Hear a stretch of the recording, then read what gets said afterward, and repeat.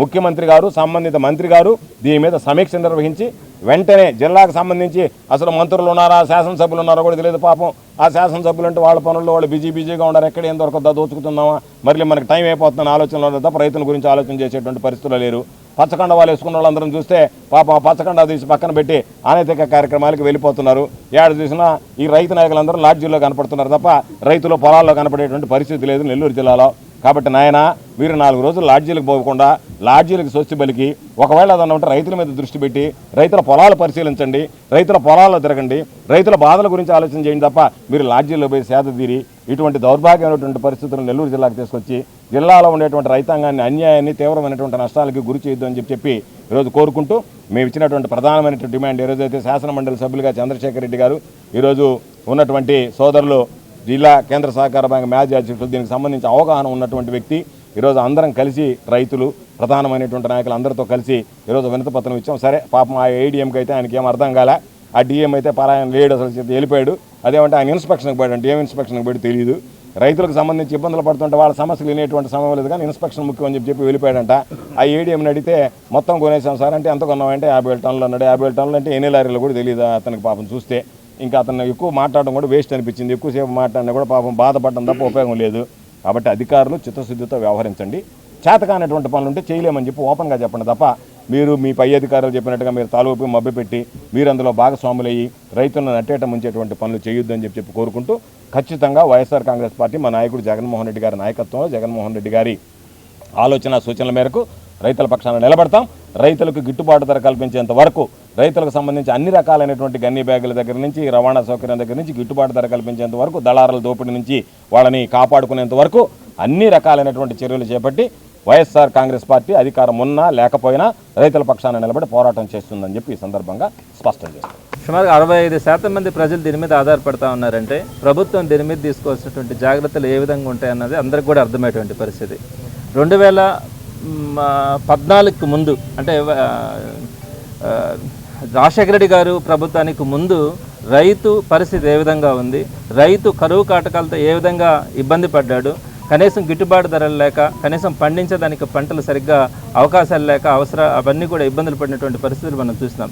రాజశేఖర రెడ్డి గారు మొట్టమొదటిగా ముఖ్యమంత్రి అయిన తర్వాత ఆయన ఉచిత విద్యుత్ అని చెప్తే ఇదే చంద్రబాబు నాయుడు గారు ఉచిత విద్యుత్ కనుక ఇస్తే కరెంటు తీగల మీద బట్టలు ఆరేసుకోవాల్సి వస్తుందని చెప్పి ఆ రోజు కామెంట్ చేసినటువంటి పరిస్థితి. ఆ తర్వాత దిగ్విజయంగా ఈ రోజు దాకా కూడా ఉచిత విద్యుత్ ఇచ్చిన దానివల్ల ఈరోజు వ్యవసాయదారులకు ఎంత ఉపయోగం అన్నది కూడా అందరికీ అర్థమవుతుంది. అలానే రాజశేఖర రెడ్డి గారు ఇంకొకటి జలయజ్ఞం కూడా ఆ రోజు రైతుల కోసం తీసుకొచ్చినటువంటి పరిస్థితి చూసినాం. ఈ రోజు రాష్ట్రంలో అనేకమైనటువంటి ప్రాజెక్టులను తీసుకొచ్చినటువంటి ఘనత రాజశేఖర రెడ్డి గారిది. ఆ జలయజ్ఞం తీసుకొచ్చినప్పుడు కూడా దాన్ని నిర్వీర్యం చేయడానికి ఈ చంద్రబాబు నాయుడు గారే, ఈ రైతు ద్రోహి అయినటువంటి చంద్రబాబు నాయుడు గారు మాట్లాడినటువంటి మాట ఏంటంటే అది జలయజ్ఞం కాదు ధనయజ్ఞం అని చెప్పి రాజశేఖర రెడ్డి గారిని నిర్వీర్యం చేయడానికి రాజశేఖర రెడ్డి గారు చేస్తున్నటువంటి ఆ పథకాన్ని వెనకడుగు వేయించడానికి ఆయన చేసినటువంటి ప్రయత్నం ఆ రోజు ఎన్ని రకాలుగా కోర్టులకు వేయించినటువంటి పరిస్థితి కూడా చూసినాం. అయినా కూడా మొండిగా రాజశేఖర రెడ్డి గారు రైతుల పక్షపాతి కాబట్టి జలయజ్ఞాన్ని ముందుకు తీసుకొని వచ్చి అనేకమైనటువంటి ప్రాజెక్టులను ఈరోజు ఆంధ్ర రాష్ట్రం కరువు కాటకాల నుంచి బయటపడి ఈరోజు సస్యశ్యామలంగా ఉండగలుగుతా ఉందంటే ఆ రోజు రాజశేఖర రెడ్డి గారు జలయజ్ఞం ద్వారా తీసుకొచ్చినటువంటి అనేక ప్రాజెక్టులు. అలానే జగన్మోహన్ రెడ్డి గారు కూడా మొట్టమొదటిగా రైతులని మనం కాపాడాలన్న ఉద్దేశంతో ఆ జలయజ్ఞంలో పెండింగ్లో ఉన్నటువంటి ప్రాజెక్టులను పూర్తి చేయడంతో పాటు రైతు భరోసా కింద ప్రతి రైతుకు కూడా 13,500 రూపాయలు ఆర్థిక సహాయం చేసినటువంటి మొట్టమొదటి పథకాన్ని రైతుల కోసం తీసుకొచ్చినటువంటి ఘనత జగన్మోహన్ రెడ్డి గారిది. అది తీసుకొచ్చినప్పుడు కూడా కామెంట్ చేసినటువంటి పరిస్థితి చంద్రబాబు నాయుడు గారిని చూసినాం. అలానే రైతు భరోసా కేంద్రాలను ఏర్పాటు చేసి ప్రతి సచివాలయం దగ్గర కూడా ఒక రైతు భరోసా కేంద్రాలను ఏర్పాటు చేసి రైతులకు అండగా మొట్టమొదటి నుంచి అంటే విత్తనం దగ్గర నుంచి కూడా పంట అమ్ముకునేంత వరకు కూడా రైతులకు అండగా నిలబడినటువంటి రైతు భరోసా కేంద్రాలను పెడితే దాని మీద కూడా దండగా అని చెప్పి మాట్లాడినటువంటి చంద్రబాబు నాయుడు గారిని చూసినాం.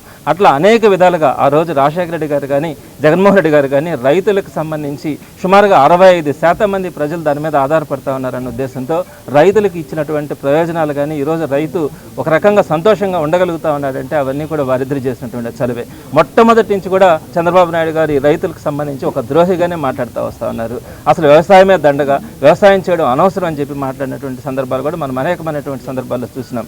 అదేవిధంగా ఇప్పుడు కూడా ఎక్కడ కూడా రైతులకు సంబంధించి ఆలోచన లేకుండా క్రికెట్ స్టేడియాలకు పోవాలా, క్రికెట్ స్టార్లతో ఫోటోలు తీయించుకోవాలా, అలానే సినిమా స్టార్లతో ఫోటోలు తీయించుకోవాలా. ఈ 99 పైసలకే తనకు సంబంధించినటువంటి వ్యక్తులకి కోట్ల రూపాయల భూములని దారాదత్తం చేయడం, రియల్ ఎస్టేట్ కంపెనీలకు దారాదత్తం చేయడం, ఇలా అనేక విధాలైనటువంటి ఏ విధంగా డబ్బులు దోచుకోవాలని చూస్తూ ఉన్నారే కానీ రైతులకు సంబంధించి వారికి కావాల్సినటువంటి ఎరువులు కానీ, వారికి కావాల్సినటువంటి వాటర్ సప్లై గురించి కానీ, కొనుగోలు విషయంలో కానీ, గిట్టుబాటు ధరల విషయంలో కానీ ఎక్కడ కూడా ఈ ప్రభుత్వం, కూటమి ప్రభుత్వం ఆలోచించే పరిస్థితి కూడా కనిపించట్లా.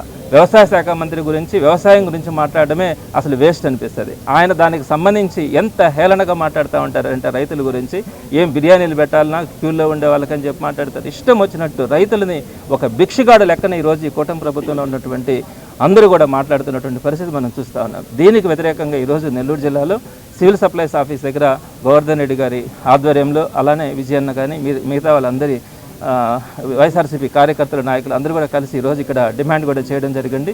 తప్పకుండా కూడా మొట్టమొదటి నుంచి కూడా వైఎస్ఆర్సీపీ ఎప్పుడు కూడా రైతుల పక్షపాతి ఎందుకంటా ఉన్నామంటే 65% మంది ప్రజలు దాని మీద ఆధారపడతా ఉన్నప్పుడు రైతు కనుక వాటికి గిట్టుబాటు ధర కానీ అవన్నీ కానీ ఉండగలిగితే, రైతు సంక్షేమంగా ఉండగలిగితే వ్యాపారాలు బాగా జరుగుతాయి. వ్యాపారాలు బాగా జరిగినప్పుడు డెవలప్మెంట్ ఉంటుంది. డెవలప్మెంట్ బాగున్నప్పుడు కంపెనీలు, ఇండస్ట్రీస్ వస్తాయి. కంపెనీలు, ఇండస్ట్రీస్ బాగొస్తే అక్కడ ఎంప్లాయ్మెంట్ కూడా జనరేట్ అవుతుంది. ఈ విధంగా సైక్లిక్ ప్రాసెస్లో ఒక్క రైతు కనుక 65% మంది ఉండే రైతు కనుక బాగుంటే మొత్తం సొసైటీ అంతా కూడా బాగుంటుందన్న ఆలోచనతో మొట్టమొదటి నుంచి ఆ రోజు రాజశేఖర రెడ్డి గారు కానీ, జగన్మోహన్ రెడ్డి గారు కానీ వాళ్ళకి ఇచ్చినటువంటి ప్రాధాన్యత అట్లాంటిది. మరి దానికి సంబంధించి ఈరోజు ఎక్కడ ఇబ్బందులు వచ్చినా కూడా జగన్మోహన్ రెడ్డి గారు ఇచ్చినటువంటి ఆదేశాల మేరకు అనేక కార్యక్రమాలు కూడా చేయడం జరుగుతుంది. రైతు ఇబ్బంది పడేటువంటి ప్రతి దానిని కూడా ఈ ప్రభుత్వాన్ని ప్రశ్నించడం కానీ, దాన్ని అమలయ్యేంత వరకు పోరాటం కూడా చేయడం జరుగుతుంది.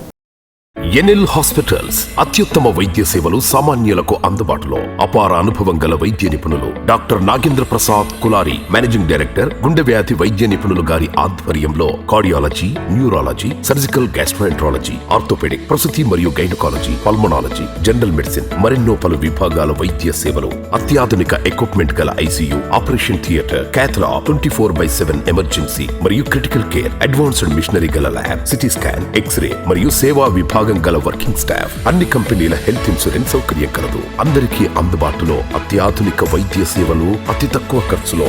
ఎన్ఎల్ హాస్పిటల్స్, పివిఆర్ కళ్యాణ మండపం ఎదురుగా, అన్నమయ్య సర్కిల్ దగ్గర, Magunta layout, Nellore. Hi Nilor, please subscribe to N3 TV.